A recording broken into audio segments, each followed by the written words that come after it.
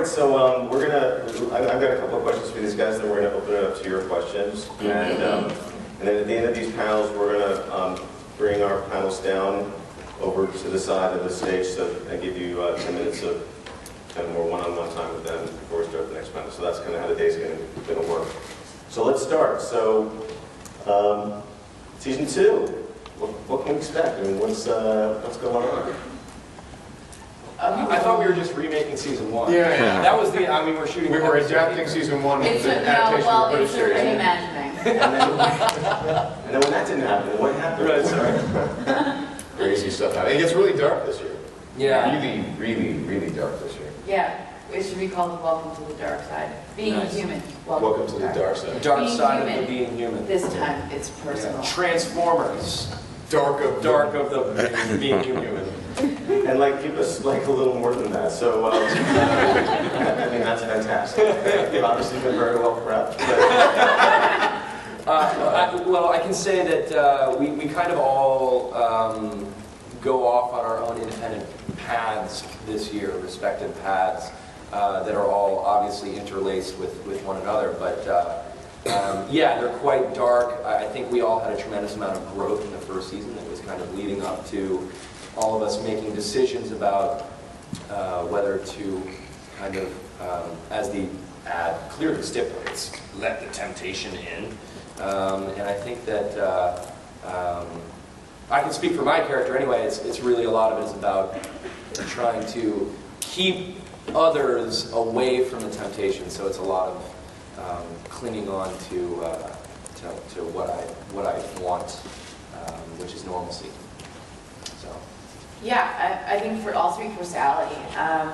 Season 2, she's dealing with, I mean, we pick up, what is it, a month after we left off? Yeah, roughly. So, for Sally, she's dealing with the consequences of missing her door and what that means to her. She's dealing also with a lot of temptation in regards to her exploring more of the rules of the afterlife and really sort of discovering new things that she can do and coming into new powers, a lot of which are very dangerous and addictive and painful for people around her.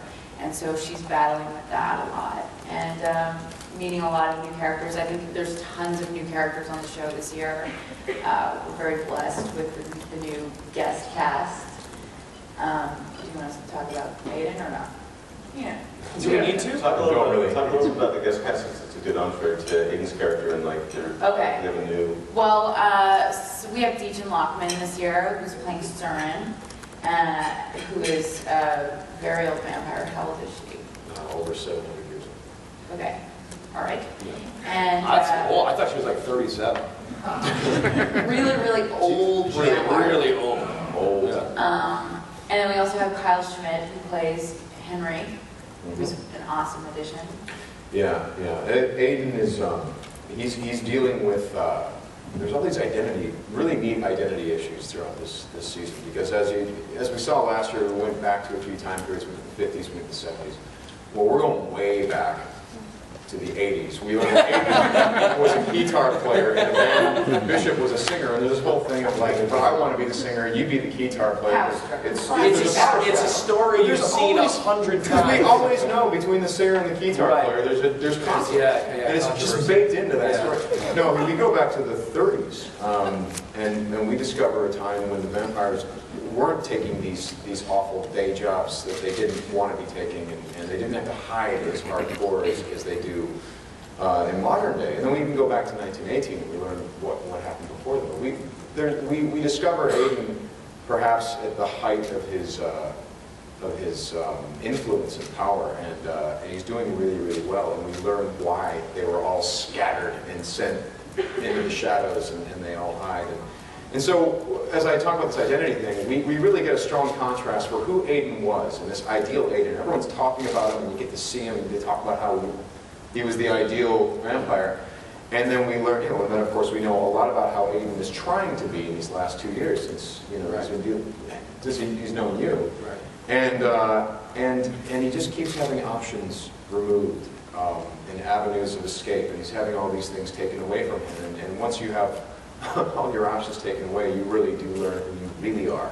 Not who you want to be, and not who you were, but who you are. And that's one of the scary things that he goes through this season. Plus, there's sex. Yeah. That's frightening, right? So, Oh, yeah. You guys have a lot of kind of old loves return, and you mentioned the 30s, and talk about that a little bit in terms of some of the things that you guys grapple with in terms of relationships. Yeah, well, yeah. Romance with Josh's grandmother. Yeah. Aiden has a big time romance with my granny. It's wonderful, guys. It's epic. No, for Josh anyway, he has. I don't know actually how much I'm allowed to reveal. In the notes that we were given, it just says Josh's a romance from his past comes back in an unexpected way. So that's great. Do you like that? I even did the air quotes there. But that one thing I can say is, Nora is still a huge part of Josh's life at the end of season 1. That continues into season 2 and gets very, very complicated when said romance from his past comes back. It's cool for Josh because his need and his want in life is the thing that he finds most difficult to achieve. So it's and hurting other people is his biggest fear, and he's a lover, and it's really, really difficult for him, which has been really fun for me to play. So I think you guys are going to enjoy it. It's going to be something that maybe you've experienced yourself in life. So hopefully that will be the case. Maybe less painful, with less hair and blood. In the werewolf part. Yeah, the whole werewolf thing, I don't know if any of you are, but it's unfortunate if you are. It's not fun. It's painful. Aiden's old love interest is the Surin character that we mentioned, led by Deachin Lockman. And it's interesting because how many of us have been in situations where we had a major longing for someone, and then maybe a year or two down the road, we actually have an opportunity to be with that person, and maybe it isn't everything that you thought it would be, and it's trying to figure out, because Aiden had this old love back in the 30s that he had these feelings for, but he was quite literally a different person back then. So to reconnect with that, what does that mean for him, and where is that going to go, and is it the best thing for him, and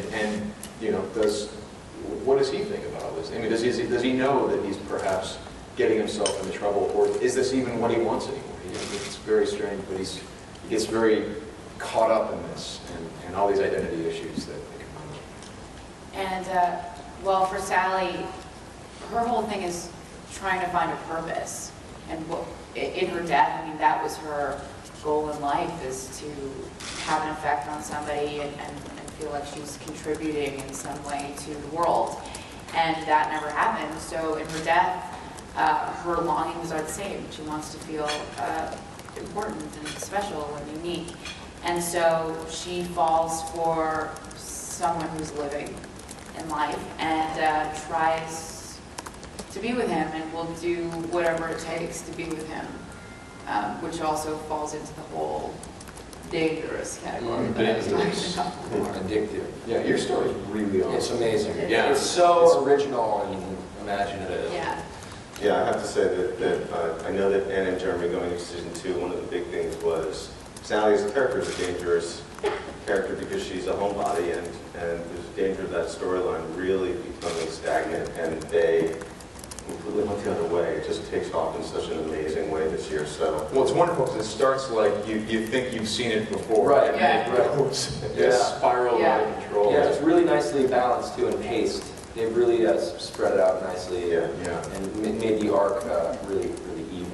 Love that. So we're gonna open up to your questions. Before we jump in, though, I have one last one, which is, what about Bishop? Like, does he come back? We might see Bishop again. I mean, after all, we have 200 years of history being that guy, so you never know when he just kind of shows up. And Mark Pellegrino is just, I mean, he's tremendous, that guy. Yeah, He's fun. I'm super excited for a couple of things that we've done. Yeah. Mark has been back in this small capacity this year, and it's just been so awesome. Some of my stuff. Yeah. Yeah. All right, let's go to your questions with mics. So. Sagers, you don't get to ask questions. I'm sorry. My question is, how are you feeling after that roller coaster last night? We were all talking about that this morning. A little jostled? Yeah. We're thinking like, do children, are there like, is there a study that's been taken of like long-term effects of I feel like I have consistent, I can tell you this, your personality has changed fundamentally. Yeah, you can't It's a lot tell. more violent. Yeah, but everybody else can see it. Yeah, You it's are different. It's like Phineas Gage, you got the railroad spike through his skull. You turn into a different person, and that's you. That's you. I feel different. But my real question is, how important is it to explore the origins of the actual, not your characters, but the creatures? I mean, would we ever see like the beginning of the vampire race, or like the very first werewolf, or like, you know, really, really old ghosts? Like, is that important, or is it more about just being in the now and the recent past? In the vampire story, we do go into those directions, and you know, so it gets a little out there, you know. I mean, the challenge is to make that as human as possible, because, you know, with this show, say we're lucky enough to go several seasons, the gimme is just having people deal with humanity, and you can do that, and that's our show. But we do attempt to go off into this into a little bit more of an old school vampire direction. We hope you like it. I think the show plays the best when it is grounded in some sort of reality. I think the Aiden plotline this year is something that's amazingly cool and going to be super fun to watch. But to be honest, my favorite stuff is when we're all just together. Yeah. You know, being normal with our afflictions. Which, as this season continues, Yeah. you find that these people crash together, Yeah. and so they have to deal with each other in very meaningful ways. Thank you. Hello. And as promised, here's my political question of the day. No, we talked about this. I was begging you. Don't do this. Don't do this. You don't have to do this. Actually, my serious question is, what's the most memorable moment that you guys have experienced while filming this show? I don't I remember. can't answer a political question. Do you mean the three of us together? Together or separately? Well, these guys are the reason I come to work, basically. For me, you know. I'm not a morning person, so every morning I'm like, ugh. And then if I see them, then I I think although that is with the disclaimer of, I think you would, if you could, sleep 24 hours a day. Yeah. Whitwer sleeps everywhere. Literally, he's like, oh God, you know what, I'm going to go back to sleep. It's 5 p.m. It's 5 p.m. Well, I start waking up in the middle of the night. Yeah. That's when I'm okay. That's Right, right. to send your emails. I've been typecast. I'm a night person. Yeah. Most memorable, I'm really trying to think of like one. Yeah. I'll say, for me, it was, I mean, I always say this, but this was one of my favorite moments. This is in episode 2 of the first season, when we did the sort of that fantasy sequence where Sally's flying down the stairs. That, to me, was so special, and it was right at the beginning of our shoot, and it was really a moment with me and the crew, and our directors and writers, and it was really Yeah, nice. which is weird because it didn't play. Yeah, it didn't work. It didn't work. You watch the episode, you're like, oh God, this is boring. She was just flying. Yeah, Weird. Didn't know she could do that. It's just a little, Well, it meant a lot to me. it's a little childish. Yeah. Peter Pan now all of a sudden. But you know, aside from working with these two jokers, when we had Mark back this year, because he's one of the architects of the show. He's one of the guys that built the show with us. So when we had him back, I felt like that was some of my best stuff this year.